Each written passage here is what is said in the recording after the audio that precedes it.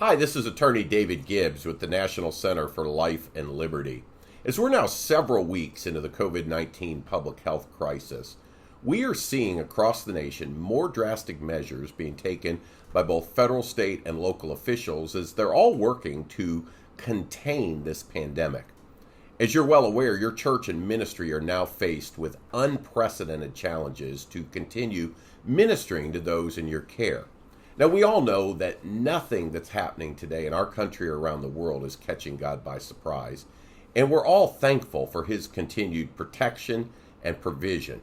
But as ministry leaders, there's challenges we must face in the coming days in this highly fluid situation that will need to be closely monitored on a daily basis.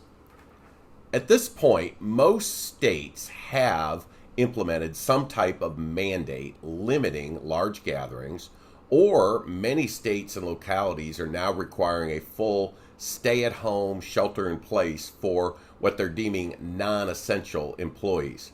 A number of localities and states have even imposed criminal penalties for violations of these mandates.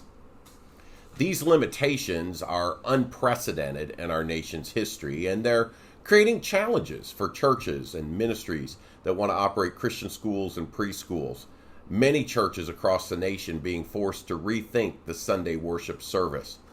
At the National Center for Life and Liberty, we're asked often, are the actions of the government constitutional? Now, I want to make it perfectly clear, the mandates that are being used by the state and local governments are absolutely an infringement on free speech and freedom of religion for churches. We fully understand that our rights are being violated. The question is whether, from a court's perspective, this is a justified violation.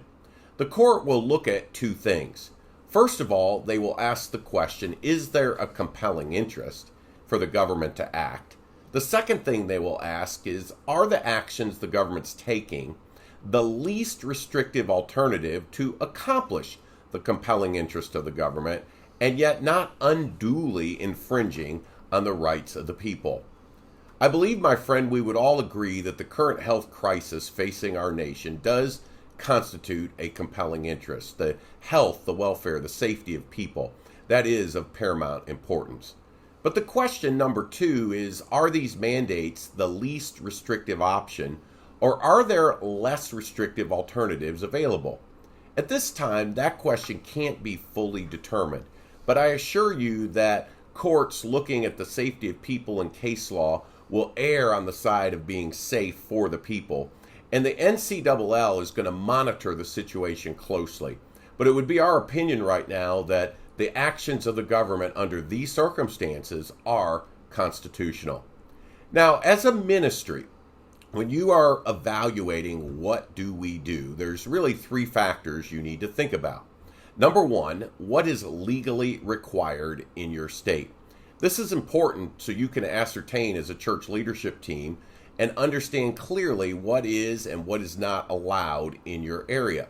We would recommend following the local government and the state mandates at this time.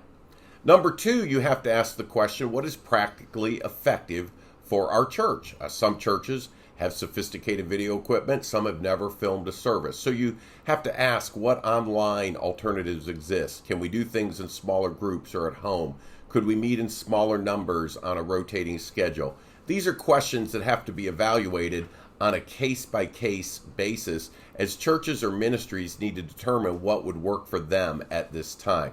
We would strongly encourage you to make sure you have good information on the mandates in your area, and you can visit the ncll.org website. If you /COVID-19, it'll take you right there to get up-to-date information on all of the different mandates nationwide. But the third question you do need to ask is, what are the community optics for your church? My friend, this is your testimony. Once your decision is made, your church needs to understand that the community will look at what the church does, and this is a moment for us to be leaders and to not in any way be deemed as uncooperative in looking out for the good of our neighbors and our communities. Now, people are also asking, how should my church respond? I believe we've made it clear, but If your state is under a legal mandate, we are recommending compliance at this time. You can contact our office if you have any confusion or question as to what may or may not be allowed, but we are encouraging compliance with the directives. Now, there's some things we do know about the virus. Number one, it's highly contagious, and it has demonstrated a high level of communicability in foreign countries and now in the United States. Number two, we understand the virus tends to be more dangerous for older people or for people that have weakened immune systems.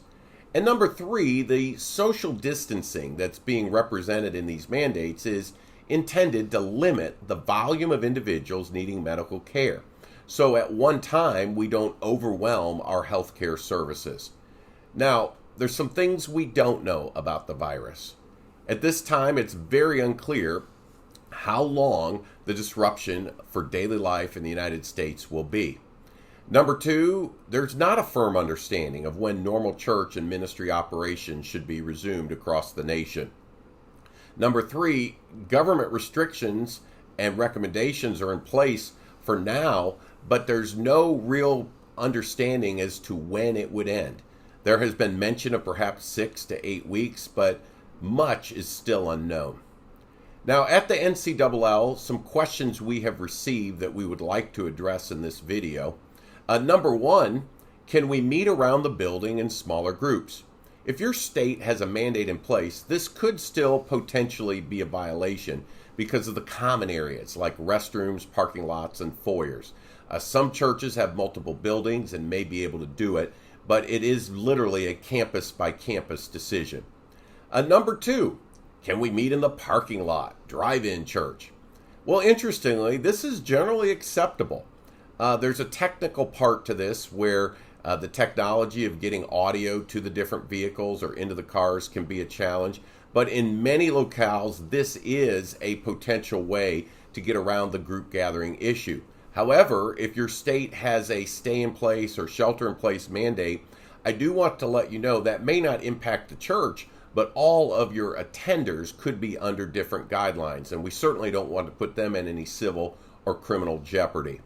Number three, can we meet more often in smaller groups? Again, this can be an acceptable arrangement based on the number meeting, but I do want to say if the shelter in place is in your jurisdiction, that could be even limited, putting the onus on the individuals as opposed to the group that's gathering. There are also some alternatives that can be used, such as Zoom video conferencing or other types of media. In a measure, we're being forced to minister one to each other, but not be in the physical presence of each other. Number four, if our church chooses to disobey government recommendations, what might happen? Well, my friend, it's highly uncertain, and we hope this does not happen, but in several states, there could be criminal charges brought. You could literally be arrested or put in jail or fined for violating these recommendations. They have the full force of law in many regions. Number five, we've been asked, is it advisable to reduce services and outreaches? At this time, and this is heartbreaking, but we would advise churches to cancel all outreaches, events, and activities, and to avoid putting people's health at risk. Number six, how do we collect our church's finances if we cannot take offerings? Our recommendation at this point is that you look to online options, mail-in options. You could have a box at the church that people could drop by. But I would encourage pastors on this point to be bold to ask. Generally, 10 to 20% of the church supports the ministry significantly, and reaching out to your key donors, your faithful givers, and asking for their help right now is something that you could well do and would be very much understood. Number seven, we've been asked, how do we minister during this time? You know, we're dealing with the challenges of social distancing, and could I remind you that in a way, we've been blessed. We have buildings, we gather, we can fellowship, and we can enjoy preaching and worship. But right now, we have some opportunity to do some things that sometimes we get too busy to do. Some additional prayer, some additional Bible study, reaching out and being a blessing to some that might be discouraged. Many without Christ are going to be battling depression and cabin fever. Some of the young people, they're not going to get to set the sports records or go through the graduation ceremony.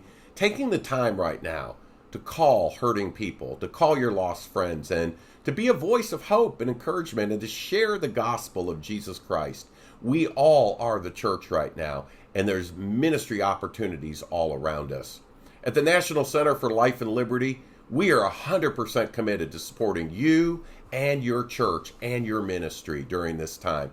If you have any questions or concerns about anything we've referenced, you can call us at 888-233-6255 or email us at info@ncll.org.